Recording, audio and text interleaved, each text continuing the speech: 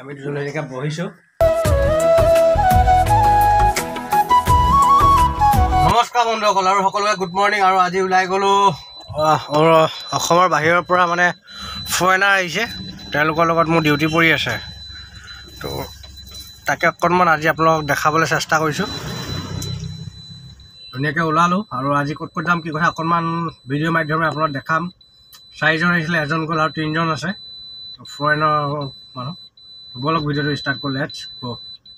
8জন জেগা আহি পাই গ'লে ধুনীয়াকৈ চাহ একাপ খাই লৈছোঁ। ইয়াৰ পিছত আমি যাম। ইয়াত দেখিছে চাহ খাই আছোঁ। এইজনে হ'ল আমাৰ PSO নহয়, এতিয়া GSO।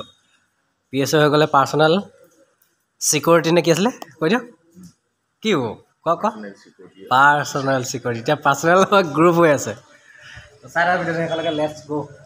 তো বন্ধুসকল ধুনীয়াকৈ পাই গ'লোঁ সেই MTDC। এখন হৈ গ'ল মোৰ গাড়ী আৰু ধুনীয়াকৈ বহিম। এজন হ'ল মাই ফ্ৰেণ্ড। হাই আমি দুজন এনেকৈ বহিছোঁ, কথা পাতিম ভালকৈ। নাজানিলোঁ ইংলিছ, অলপ চেষ্টা কৰিছোঁ। তো চাই থাকক। আজি অলপ যাম ডিগবৈ মিউজিয়াম ফালে যাম। তো চাই থাকক ভিডিঅ'টো, লেটছ গো।